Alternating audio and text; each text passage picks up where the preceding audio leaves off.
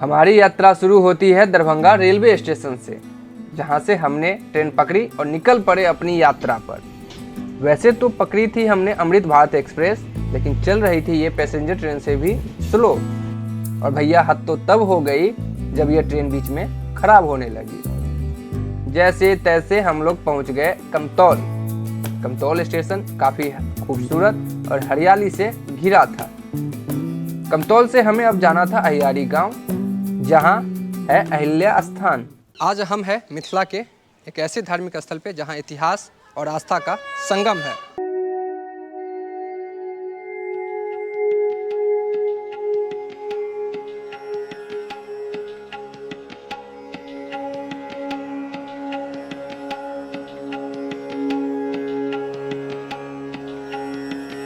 देखिए, ये वही स्थल है जहां मर्यादा पुरुषोत्तम राम ने माता अहिल्या का उद्धार किया था। और मान्यता ऐसी है कि यहाँ पे अगर बैगन का भार चढ़ाते हैं, शरीर में कहीं भी मस्सा हो वो छूट जाता है।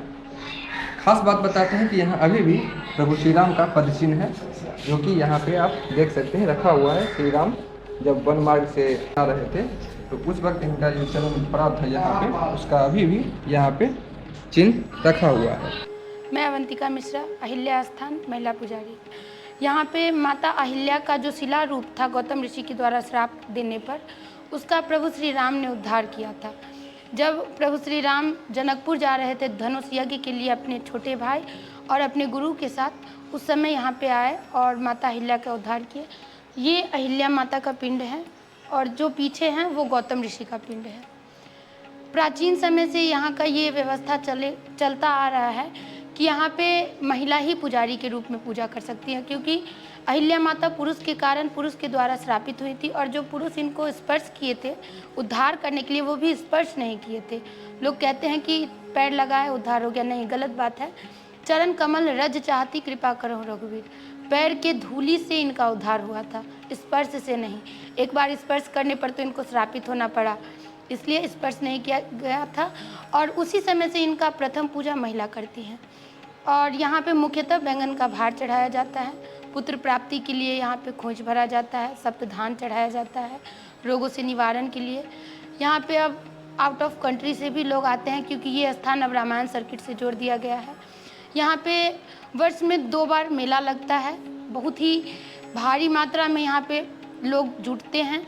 एक मेला तो ऐसा होता है जो 10 दिन 15 दिन तक चलता है, रामनवमी का मेला, और दूसरा लगता है विवाह पंचमी का, क्योंकि यहाँ के देवता इष्ट राम जी हैं इसलिए। और इनका उद्धार जो है वो अक्षय नवमी के दिन किया गया था। आप देखिएगा तो अक्षय नवमी से विवाह पंचमी का दिन बहुत ही निकटतम का दिन है। अक्षय नवमी के दिन इनका उद्धार करके प्रभु श्री राम आगे बढ़े थे, तो फुलहर में मिले धनुखा में धनुष तोड़े और आगे विवाह पंचमी के दिन विवाह हुआ था। इसलिए अक्षय नवमी के दिन भी यहाँ पे उत्सव मनाया जाता है। 2-3 दिन का उत्सव होता है, पूजा होता है।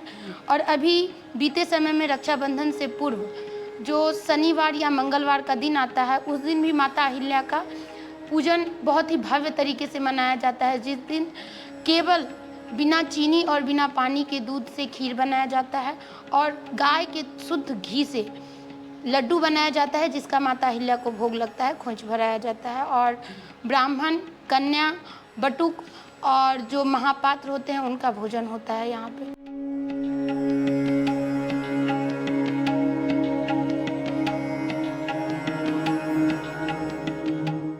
ये जो है ये है राम नाम बैंक। इसका एकमात्र परिक्रमा करने से 44,000 राम नाम जप करने का लाभ मिलता है। यहाँ पर जितने भी ग्रामीण और दूर दूर से श्रद्धालु आते हैं वो लोग यहाँ पर परिक्रमा लगाते हैं और ग्रामीण लोग सुबह शाम परिक्रमा लगाते हैं। एक परिक्रमा से 44,000 राम नाम जप करने का लाभ मिलता है। जब माता अहिल्या का दर्शन करते हैं तो उस मंदिर के ठीक सामने आपको सिया पिया निवास एक मंदिर है। उस मंदिर के अंदर जब आइएगा तो इस कैंपस में अनेक मंदिर है। बजरंगबली का दर्शन कीजिए और उसके बाद ठीक बगल में कोहबर घर का रास्ता है, जहां अगर आप आते हैं तो यहाँ देख लीजिए, यहाँ कोहबर घर का 10 रुपया प्रति व्यक्ति चार्ज है। गए हैं मंदिर के ऊपरी सिरों पे, जहाँ कोहबर घर है। मेरे पीछे आप देख रहे हैं ये कोहबर घर है, सिया पिया निवास, कोहबर भवन, सिंगार कुंज।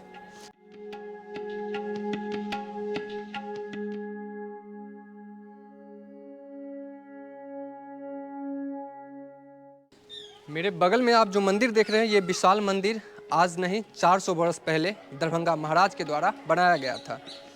इस मंदिर की खास बात यह है कि यह मंदिर 2-3 किलोमीटर पहले से ही दिखाई देता है। सबसे खास बात यह है कि इस मंदिर की दीवारों को अगर आप देखिएगा तो यहाँ की कलाकृति इतनी खूबसूरत है कि आप इसे देख के आश्चर्यचकित हो जाइएगा कि 400 वर्ष होने के बावजूद भी यहाँ की कलाकृति अभी भी वैसी ही है। बस इसे देख रेख और संरक्षण की ज़रूरत है। इस मंदिर में भगवान श्री राम चारों भाइयों और माता जानकी के साथ विराजमान है। साथ में उनके भक्त हनुमान जी का भी प्रतिमा इनके पास ही है।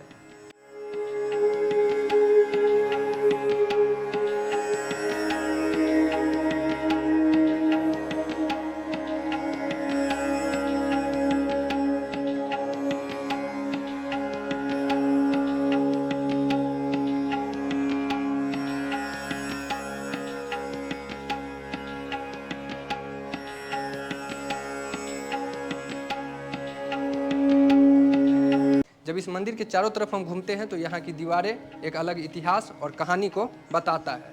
मंदिर की जब आप दूसरी तरफ आते हैं तो आपको विशाल का मंदिर के साथ साथ यहाँ के दीवारें जो है वो एक अलग रूप, एक अलग कलाकृति को दर्शाता है। लेकिन जब इस गुंबद को देखिएगा तो इस पे लगेगा कि यह गुंबद अब मरम्मत की मांग कर रहा है। अहिल्या स्थान घूमने के बाद हम निकल पड़े बाइक से अपनी अगली मंजिल की तरफ।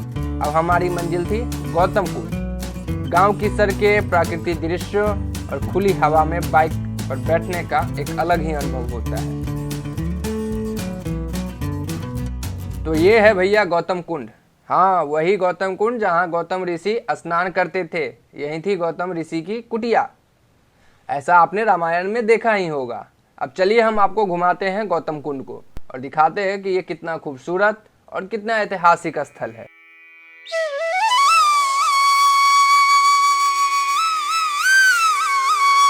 बाबा, इस जगह के बारे में थोड़ा सा बताइए।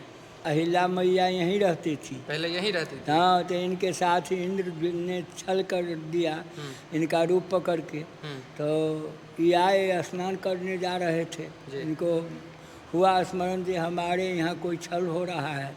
तब वो आए तो देखे जो इंद्र जो है इनका रूप पकड़ के अहिल्या जी के साथ आ गए हैं। तब इसी पर वो आए, देखे तो अहिल्या जी को कहे जो आप पतिव्रता हो कर के और पाषाण जैसे आपका ये पहचाना नहीं, इसको आप, ये दूसरा है, जाओ तुम पत्थर हो जाओ। तब वो जा कर के हमारे घर से निकलो, पत्थर हो जाओ। जब पत्थर जैसे तुम्हारा माथा है तो पत्थर हो जाओ।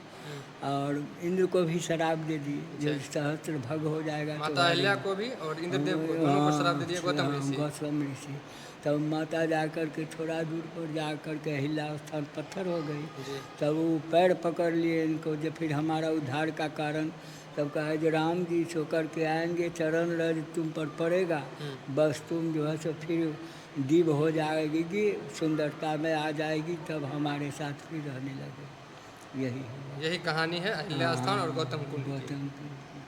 इस कुंड में आज भी लोग स्नान करते हैं और स्नान करने के बाद जाके पूजा पाठ करते हैं। सबसे खास बात यह है कि इस कुंड के आप चारों तरफ देखिएगा, जो बैरिकेटिंग किया हुआ है उसके अंदर 7 कुंड है।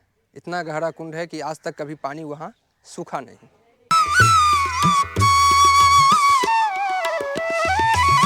तो आपने देखा ये हमारा दरभंगा से मैंने कैसे अहिल्या स्थान और गौतम कुंड का सफ़र तय किया है। अब इस सफ़र को आप कैसे आसानी से तय कर सकते हैं उसके बारे में मैं बता देता हूँ आपको। अगर आप दरभंगा के रास्ते आते हैं तो दरभंगा से कमतौल की दूरी महज 25 किलोमीटर है और वहाँ से अहिल्या स्थान की दूरी महज 3 किलोमीटर है। अहिल्या स्थान दर्शन करने के बाद वहाँ से महज 3 किलोमीटर की दूरी पे गौतम ऋषि का पीछे जो देख रहे हैं वो आश्रम है, वहाँ आप आके दर्शन कर सकते हैं। अगर आप यहाँ आते हैं तो एक ख़ास चीज़ जो आपको ध्यान में रखना है वो है कि यहाँ का जो समय सारणी है, जो मंदिर खुलने का समय है और बंद होने का समय है, उसका ध्यान रखना है। अगर आप उस समय आते हैं तो अच्छे से दर्शन कर सकते हैं और उस समय आपको पट भी खुला हुआ मिलेगा। अगर आपको ये वीडियो पसंद आया हो तो लाइक कीजिए और इस जगह के बारे में अगर कोई जानकारी हो तो उसके बारे में भी कमेंट में अपनी राय दीजिएगा। बाकी ज़्यादा से ज़्यादा लोगों तक ये वीडियो शेयर कीजिए ताकि वो लोग भी यहाँ आके दर्शन कर सकें। जय सिया राम।